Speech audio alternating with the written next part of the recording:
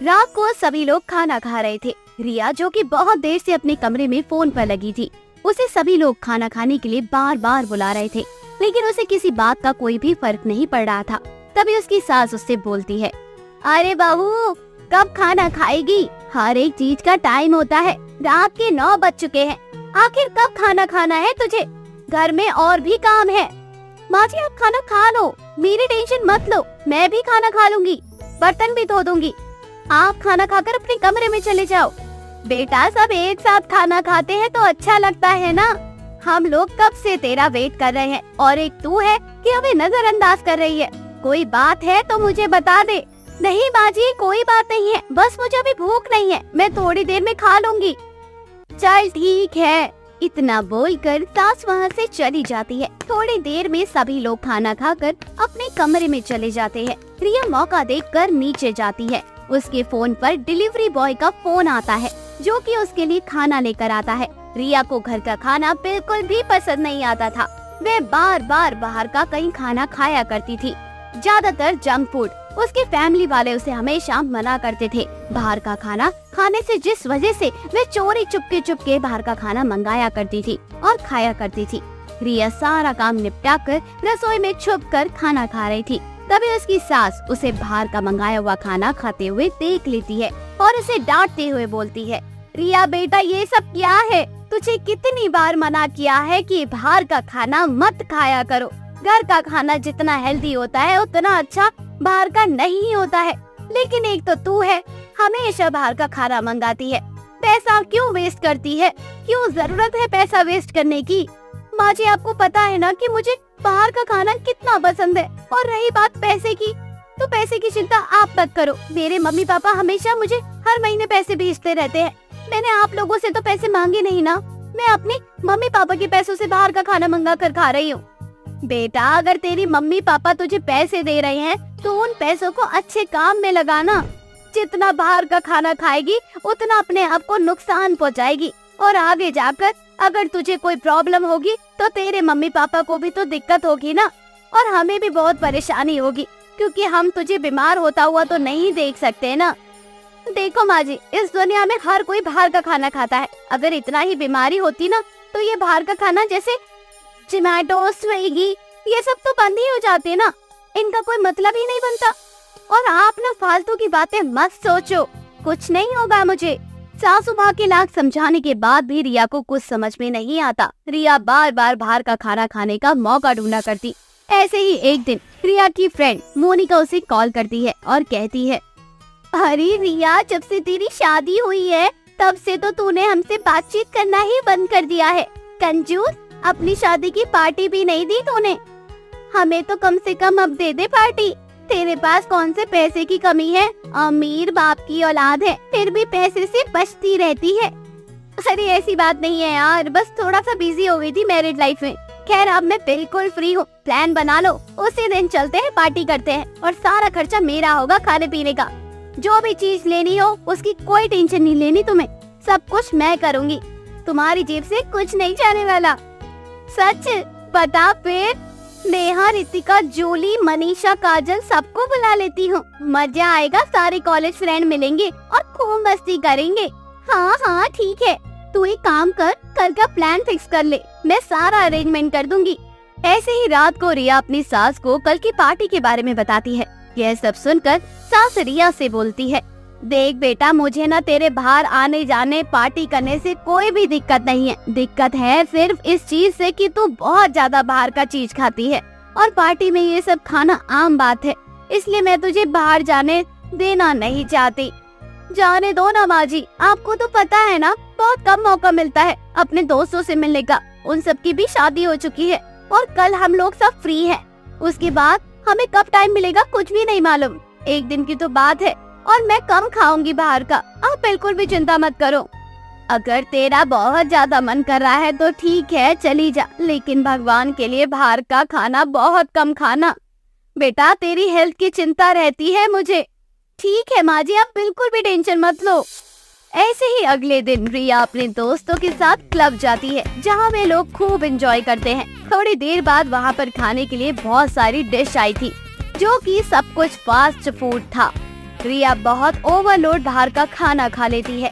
जब रिया रात को घर आती है तो सास रिया को बोलती है, रिया जल्दी से हाथ मुंह धो ले, तेरे लिए खाना लगा देती हूँ। माफ करना माँ जी, मैं बहुत थक गई हूँ, मेरा खाना खाने का बिल्कुल भी दिल नहीं कर रहा है। मैं जा रही हूँ अपने कमरे में सोने के लिए, मेरा सर बहुत घूम रहा है माँ जी, आज बहुत एंजॉय किया है हमने। अच्छा तूने बाहर का खाना तो ज्यादा नहीं खाया ना? अरे नहीं माँ जी, इतना टेंशन लेती हो आप मेरे लिए। अच्छा मैं जा रही हूँ, मैं बहुत थक गई हूँ, कल सुबह बात करूँगी आपसे। इतना बोलकर अपने कमरे में रिया जाकर सो जाती है। ऐसे ही रात के 2 बजे रिया के पेट में बहुत जोर से दर्द हो रहा था। वे बहुत जोर जोर से चिल्लाने लगती है। तभी उसका पति मयंक उठकर बैठ जाता है और रिया से बोलता है, क्या हो गया रिया, सब ठीक तो है ना? अचानक से पेट में दर्द क्यों हो रहा है तुम्हारे? मुझे नहीं पता मयंक, लेकिन मेरे पेट में बहुत दर्द हो रहा है, मुझे डॉक्टर के पास ले चलो, ये दर्द मुझसे बिल्कुल भी बर्दाश्त नहीं हो रहा है। मयंक अपनी माँ को बुलाता है और थोड़ी ही देर में रिया को हॉस्पिटल लेकर चले जाते हैं वे लोग, जहाँ डॉक्टर रिया को एडमिट कर लेते हैं, जहाँ रिया बहुत सारा चेकअप करवाती है। चेकअप के दौरान पता चलता है कि रिया को फूड पॉइजनिंग हुआ है और उसकी गॉल ब्लैडर में स्टोन हो गया है। ये सब कुछ बाहर का खान पान खाने से हुआ था। तभी डॉक्टर रिया की फैमिली से बोलते हैं, देखिए हमें रिया का ऑपरेशन करना पड़ेगा, उसके गॉल ब्लैडर में मल्टीपल स्टोन हो चुकी है। ये सब कुछ बाहर का खाना खाने से होता है, अगर हमने इसका ऑपरेशन नहीं किया तो आगे जाकर और ज्यादा दिक्कत हो जाएगी। फिर रिया का ऑपरेशन कर देते हैं। थोड़ी देर बाद जब रिया को होश आता है तो उसे अपने किए पर बहुत पछतावा होता है। तब उसे याद आता है कि उसकी सास अक्सर उसे बाहर का खाना खाने से मना किया करती थी और उसे समझ में आ जाता है कि घर का बना हुआ खाना खाने से हमारे स्वास्थ्य के लिए कितना अच्छा होता है और बाहर का खाना उतना ही हानिकारक। सफेद साड़ी में लिपटी बुरी हालत में एक जवान औरत अपने हाथों में ढोल लिए गली गली ढोल बजा रही होती है और लोग उसे कुछ पैसे देकर जा रहे होते हैं। वाह क्या ढोल बजाया है, इसे कहते हैं असली कला। पर अफसोस जिस कला को स्टेज पर होना चाहिए वो रोड पर है। बेटा तुम बहुत अच्छा ढोल बजाती हो, फिर इस तरह रोड पर क्यों? शुक्रिया अंकल जी, अच्छा मैं चलती हूँ, सूरज डूब चुका है। वाणी कुछ पैसे लेकर अपने ढोल के साथ अपने घर की ओर निकल जाती है और एक टूटे फूटे घर में जाती है। वाणी एक बहुत गरीब औरत थी जो अपने घर में अपनी सास विमला के साथ रहा करती थी। विमला काफी बूढ़ी हो चुकी थी और काफी बीमार भी थी।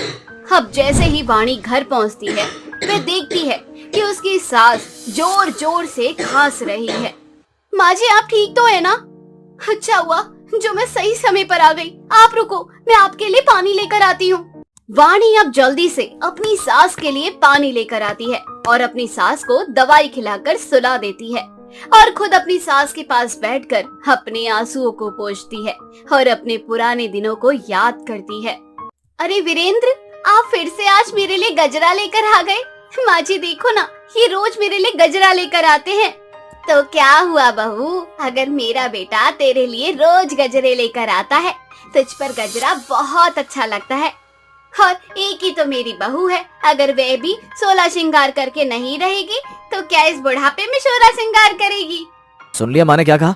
और ये जो ढोल देख रही हो ना तुम, ये शादी पार्टी में उनकी खुशियों के लिए नहीं, अपनी बीवी की खुशी के लिए बजाता हूँ, क्योंकि मैं जितना अच्छा ढोल बजा लूंगा मुझे उतने पैसे मिलेंगे। और मेरा तो सपना है एक दिन स्टेज पर ढोल बजाने का, ताकि मैं फिल्मों में भी काम कर सकूं। आपकी मजाक करने की आदत तो आपकी कभी नहीं जाने वाली। इंसान के अंदर जिस चीज का हुनर होता है वो उसी चीज में जाता है। आप इतना अच्छा ढोल बजाते हैं, आप म्यूजिशियन क्यों नहीं बनते? क्यों फिल्मों में काम करना है? अरे मेरी भोली बीवी, मैं एक दिन बहुत बड़ा म्यूजिशियन बनूंगा, तभी तो फिल्मों के लिए जो गाने गाए जाते हैं उसमें ढोल बजा पाऊंगा। कितनी भोली हो तुम, अब मैं क्यों फिल्मों में जाना चाहता हूँ। वाणी बहुत भोली थी, वे कभी भी किसी की भी बात जल्दी नहीं समझ पाती, जिस वजह से वीरेंद्र और उसकी सास उसका खूब मजाक बनाया करते। ऐसे ही कुछ दिन बीत जाते हैं, पर एक दिन वीरेंद्र थका हारा घर आता है और काफी परेशान भी। वीरेंद्र को इतना परेशान देखकर वाणी वीरेंद्र से कहती है, वीरेंद्र जी क्या बात है, आप इतने परेशान क्यों हैं? वाणी मैं जिस जगह काम करता था उन लोगों ने मुझे काम से निकाल दिया। पर क्यों? आप तो कितना अच्छा ढोल बजाते हैं, फिर वे ढोल वाले आपको क्यों निकाल रहे हैं? कुछ तो बात हुई होगी ना? मैं कुछ नहीं जानता वाणी, और मुझे समझ भी नहीं आ रहा क्या करूं। कहीं और काम भी नहीं मिल रहा। आज पूरा दिन मैं काम ढूंढने में लगा था, हर जगह वैकेंसी फुल है और जिस तरीके से ढोलकी की कमी हो रही है लग रहा है कि हम ढोल वालों का तो करियर बर्बाद ही हो जाएगा। वीरेंद्र अकेला था अपने घर में कमाने वाला। अगर वीरेंद्र काम नहीं करता तो उनकी रोजी रोटी चल पानी भी मुश्किल थी। इसलिए खबर सुनकर वानी भी काफी परेशान हो जाती है। पर वानी और वीरेंद्र इस बारे में विमला को कुछ पता नहीं चलने देते और सारी परेशानी खुद ही झेलते हैं। समय यूं ही बीतता है पर वीरेंद्र को कहीं काम नहीं मिलता और एक दिन वाणी अपने पति वीरेंद्र से कहती है, सुनिए जी। वीरेंद्र वाणी को ढोल बजाना सिखाता है। बहुत जल्द वाणी वीरेंद्र की तरह ढोल बजाना सीख जाती है और एक दिन दोनों पति पत्नी ढोल बजाने के लिए गली गली जाते हैं और एक मंदिर के बाहर ढोल बजाते हैं। उन दोनों का ढोल वहाँ खड़े सभी लोगों को बहुत पसंद आता है और सभी तालियां बजाते हैं, साथ ही उन्हें कुछ पैसे भी देते हैं। शाम को जब वीरेंद्र वाणी के साथ घर आता है तो वाणी अपने पति से कहती है, देखा इस ढोल की वजह से पहले ही दिन हमारी कितनी कमाई हुई है। मैंने आपसे कहा था ना, नौकरी के भरोसे मत रहो। देखो अगर इसी तरह से हम काम करते रहे तो एक दिन हम अपना खुद का ढोल बिजनेस खोल लेंगे, फिर हम भी लोगों को अपने पास काम पर रख लेंगे। हाँ वानी, वो दिन भी बहुत जल्द आएगा, पर मुझे माफ करना, मेरी वजह से तुम्हें मेरे साथ धूप में इस ढोल को लेकर घूमना पड़ता है। मैं आपकी पत्नी हूँ, मैं आपके साथ कहीं भी जा सकती हूँ। अब वाणी और वीरेंद्र की जिंदगी में सब सही चल रहा था, पर कहते हैं ना, खुशियों को बहुत जल्द नजर लगती है। एक दिन वाणी वीरेंद्र के साथ ढोल बजाने के लिए बाहर जाती है और तभी एक दुर्घटना में वीरेंद्र की मौत हो जाती है। वीरेंद्र की मौत होने के बाद विमला को सारा सच पता चलता है कि किस सिचुएशन से उसके बहू बेटे गुजर रहे थे, जिसके बाद विमला भी सदमे में चली जाती है। माँ जी, ये सब कुछ मेरी वजह से हुआ है। मैंने आपको कुछ नहीं बताया और आप ये सदमा बर्दाश्त नहीं कर सकी, पर मैं आपसे वादा करती हूँ, मैं आपको कुछ नहीं होने दूंगी और अपने पति के सपने को भी पूरा करूंगी। इतना बोलकर वाणी भी सो जाती है और अगले दिन फिर से अपना ढोल लेकर ढोल बजाने के लिए निकल जाती है और एक जगह अकेली बैठकर ढोल बजा रही होती है। तभी सर पर पगड़ी और तन पर नए कपड़े पहना एक लड़का उसके पास आता है और हाँफते हुए उससे कहता है, मैडम आप बहुत अच्छा ढोल बजाती हैं, क्या आप मेरी एक मदद कर सकती हैं? मेरे घर वालों ने मुझे पैसे दिए थे फूल रखने के लिए, पर मैं ढोल वालों को बुलाने भूल गया। अब पूरा घर मेरे ऊपर चढ़ा हुआ है। आज मेरे भाई की शादी है, आपको सिर्फ 2 घंटे ढोल बजाना है। मैं आपको इसकी मुंह मांगी रकम दूंगा, प्लीज 2 घंटे ढोल बजा दीजिए। हाँ हाँ क्यों नहीं, मुझे हर तरह का ढोल बजाना आता है। भला इतनी अच्छी अपॉर्चुनिटी वाणी कैसे छोड़ सकती है। जब से वीरेंद्र की मृत्यु हुई थी तब से वाणी के लिए घर चला पाना मुश्किल हो रहा था और ये पहली बार था जब वे खुद काम वाणी के पास चल कर आया था। इसलिए वाणी उस लड़के के साथ उसके घर आती है, जहाँ वह काफी देर तक ढोल बजाती है। उसके ढोल पर सबके कदम अपने आप थिरकने लगते हैं और सब काफी देर तक डांस करते हैं। उसी शादी में एक बहुत बड़ा आदमी होता है जो वाणी से कहता है, बहन तुम्हारी कितनी कम उम्र है, तुम्हारी सफेद साड़ी और ऐसी हालत देखकर साफ पता चलता है कि तुम गरीबी और लाचार हो, पर फिर भी भगवान ने तुम्हें एक इतना अच्छा टैलेंट दिया है, तुम इसका इस्तेमाल क्यों नहीं करती? साहब, गरीब लोगों के टैलेंट की कोई कदर नहीं होती और अपना टैलेंट दिखाने के लिए भी जेब में पैसा होना चाहिए और मेरे पास मेरे इस ढोल के अलावा कुछ नहीं है। तुम फिक्र मत करो, मैं तुम्हें एक अपॉर्चुनिटी दूंगा। इतना बोलकर वह आदमी वाणी को एक बड़े से म्यूजिशियन में ले जाता है और उसे वहाँ काम दिलवा देता है, जहाँ वाणी वहाँ आए सभी बच्चों को ढोल बजाना सिखाती है और इस तरह से वाणी एक टीचर बन जाती है जो लोगों को ढोल बजाने की क्लास दिया करती है। इस तरह से वाणी अपनी गरीबी दूर करती है और अपने सपनों को पूरा करने के लिए अपना पहला कदम उठाती है।